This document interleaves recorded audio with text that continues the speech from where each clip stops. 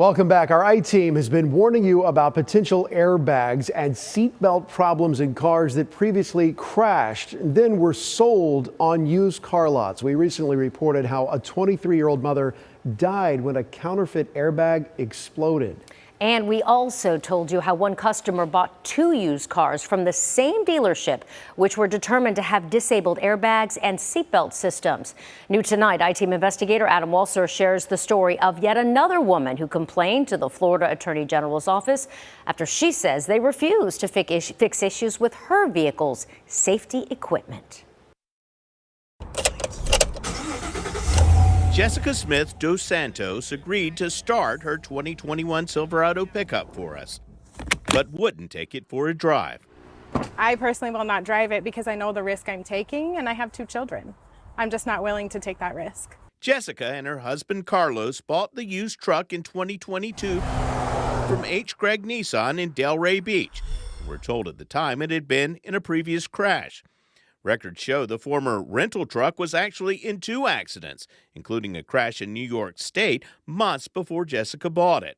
This photo, taken before it was auctioned, shows a wire coming from the steering wheel, but Carfax and AutoCheck reports don't indicate the airbags previously deployed. A couple of months after owning it, the sensors started going off, and they wouldn't stop. Jessica took the truck to the service department at her local Chevy dealer. And their response was, your airbag system is basically defective. This text from her technician says the airbags all deployed, causing the squib connectors to burn. Considering the hack job that was performed, it wouldn't surprise me if it's actually missing airbags also. Then that was kind of a bombshell to us because we had just spent about $30,000 on a truck. She later got photos and an email from the Chevrolet dealership service manager. You can see the cut wires on the SRS harness. The system may or may not work on the driver's side, but definitely will not function on the passenger side of the truck. The airbag and the seatbelt pretensor are affected. This crash test video from the Insurance Institute for Highway Safety shows how the airbags and restraints are supposed to work on a Chevy Silverado pickup truck. So all this is not going to grab you like it's supposed to? The airbag on the passenger side.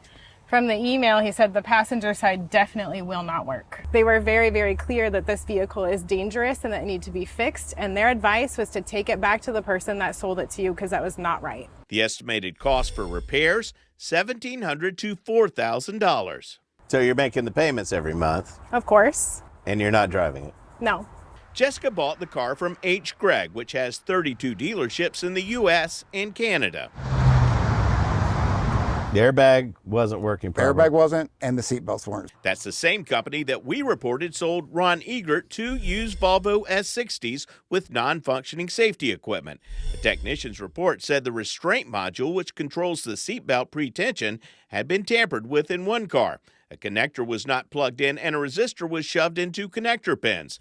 The other car's report said the driver's airbag was rusted and had markings from a junkyard. So if you get 2 in a row, how many out there are they not catching?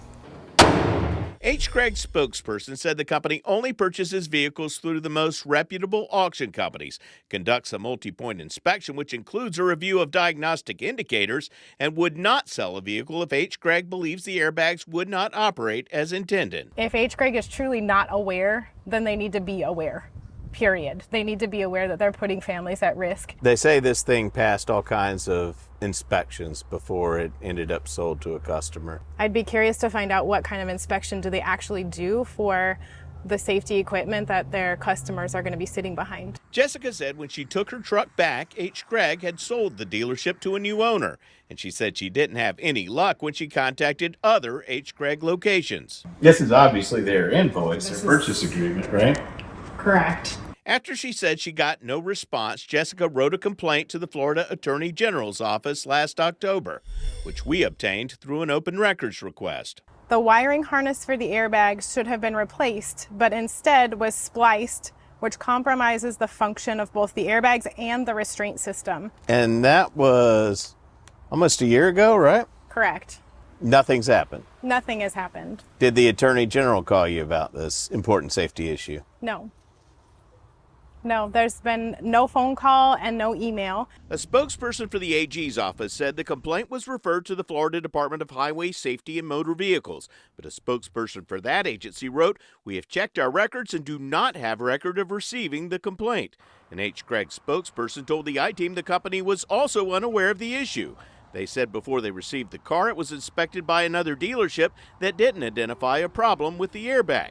After we started asking questions, H. Gregg agreed to pay to repair Jessica's truck or buy it back at the original price. I want nothing to do with this truck. I want the loan to go away. I want the truck to go away. I'm I-Team investigator Adam Walser with photojournalist Matt McGlashan, taking action for you. Adam, thank you. And we have a free link to find out if an airbag in your used car has deployed on our website. That's at abcactionnews.com.